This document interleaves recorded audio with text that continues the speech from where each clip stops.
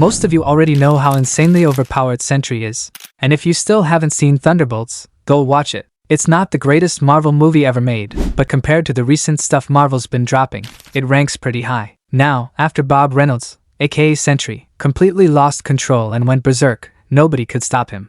Not a soul, until Bob snapped out of his breakdown and took down the Void himself. But now that Sentry has officially entered the MCU, a new question rises from the ashes. Is there anyone in the MCU who can actually stop or defeat the Sentry? Well, not just one, there are many. So let's break down the characters who stand a chance against him, one by one. Now let's be honest, Marvel has been seriously nerfing Thor lately. But make no mistake, he's way stronger than he's been shown. Remember, he went toe-to-toe with Thanos wielding 5 Infinity Stones, and injured him so bad Thanos had to fall back.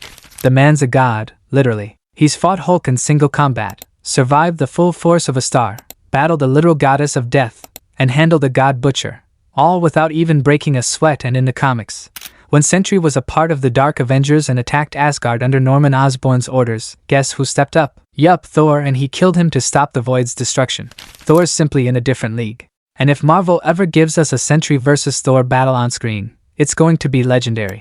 But Thor's not alone in the OP department.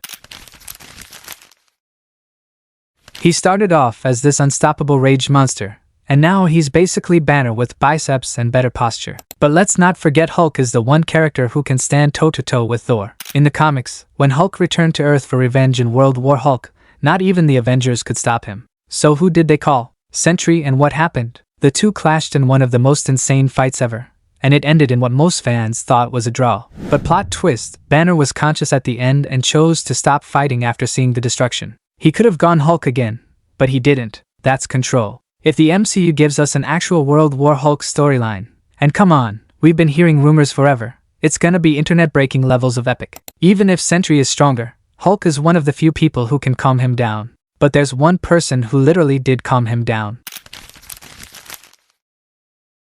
Now this should not surprise anyone. Strange stood his ground against Thanos on Titan with only one stone. In Earth 838, he literally killed Thanos. And in What If, the man consumed entire realities just to save one person. In the comics, once Sentry realized the Void was his dark side, he worked with Reed Richards and Doctor Strange to erase himself from existence, taking the Void down with him. And in another storyline, Strange and Clea faced off against the zombie Sentry, who was immune to magic. What did they do? They combined forces and created an entity stronger than Sentry. At one point, Strange was literally channeling the essence of life and death. So if it comes to a showdown in the MCU, Strange could absolutely win. Even gods call him for help. Sentry won't be any different. But speaking of gods, let's talk about the big boss of symbiotes. Since Eddie Brock popped up in No Way Home, the Sony Venomverse and MCU are now officially connected. That means Null exists too. In the comics, Null didn't just defeat Sentry, he ripped him in half. This guy created the symbiotes, killed Celestials with his bare hands, and commands shadows like a god of darkness. Now, will we ever see Null fight Sentry in the MCU? Probably not. But if they did throw hands, it'd be a short match. Null wins. No debate. Love her or hate her, Carol Danvers is strong. She can destroy massive alien ships, tank blows from Infinity Gauntlet Thanos, and has decades of space battle experience under her belt. Now sure, sometimes she looks unbeatable, and other times she struggles with a Kree soldier. But hey, inconsistency is Marvel's thing now. If she ever faced off against Sentry, it'd be a close call. But there's no denying she'd give him a run for his money. She's not just a superhero, she's a walking nuclear reactor with fists. If you didn't know Ikaris is inspired by Superman, you seriously need to check out our video on 10 Marvel characters based on Superman. Trust me, it'll blow your mind. Now, Ikaris was so strong even the combined force of the Eternals couldn't beat him. The guy only lost because he chose to. He flew into the sun, classic Superman move. Power-wise, he's pretty evenly matched with Sentry. A battle between these two would be like watching two gods play dodgeball with planets. Who wins? No clue. But we need to see it. Is she alive? Who knows? But if she is, then Sentry's in trouble. Hela, the goddess of death, shattered Mjolnir like it was glass. She wiped out Asgard's army, made Thor and Loki run for their lives, and has a giant pet wolf who bodied the Hulk. She literally conquered realms with Odin, and her weapon mastery is unmatched. If she ever crossed paths with Sentry, it wouldn't be a one-sided fight. She could drive him to his breaking point, or beyond. And now that we've mentioned Thor and Hela, we have to talk about their mischievous brother. Now he's not the strongest physically, but what he lacks in brawn, he makes up for in brilliance. He gave the Avengers a tough time without even flexing real power. But after Loki Season 2, he's become the nexus of the multiverse. He now watches over all timelines at the end of time, essentially becoming the god of stories, omnipotent, beyond time and space, and tied to Yggdrasil itself. But let's be honest, Loki always finds a way out when things get boring. If he ever decides to challenge Sentry, especially with multiverse powers at his disposal, let's just say, Bob might not stand a chance. Scarlet Witch with the Darkhold? Yeah, good luck.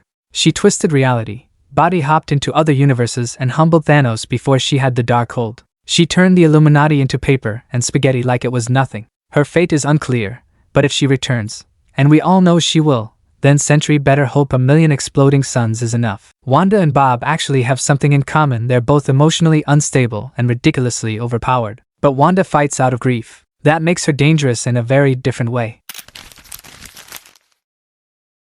Now that we've covered gods and beings with mind-blowing power levels, let's talk about someone who even they can't escape. Death itself. Yep, in the MCU, not even the strongest can dodge the inevitable. As Odin wisely puts it, even gods die, just on a longer schedule than the rest of us. That brings us to Lady Death, the literal embodiment of the end. And let's be real, if anyone's undefeated in the MCU, it's her. After countless teases, references, and blink-and-you'll-miss-it Easter eggs, Agatha all along finally confirmed it. Lady Death is real. Or rather, real is her living, breathing form. And nothing, absolutely nothing, can take her down.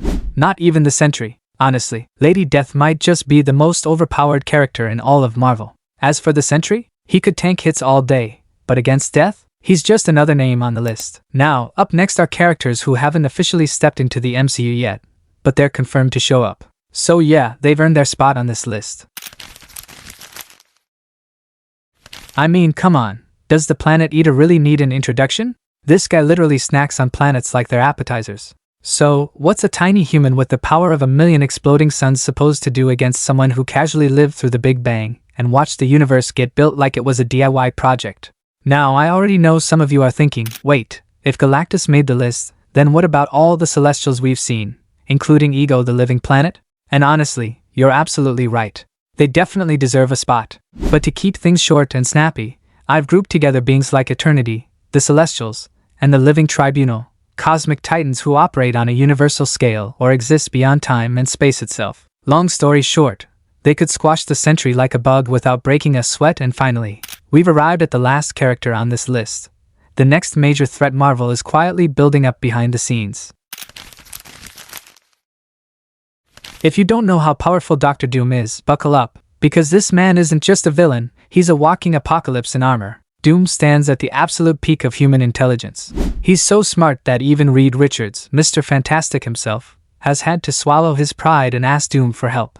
Multiple times. In the comics, the only human that Thanos is genuinely cautious around is Doom. Why? Because he's unpredictable, dangerous, and always 5 steps ahead. And it's not just brains. Doom is also a master of magic. He's gone head-to-head with Doctor Strange for the title of Sorcerer Supreme more than once. Oh, and did I mention he learned sorcery from Morgan Le Fay? Yeah, the same Morgan who literally killed the Sentry in the comics. You have to understand the level of threat this guy brings.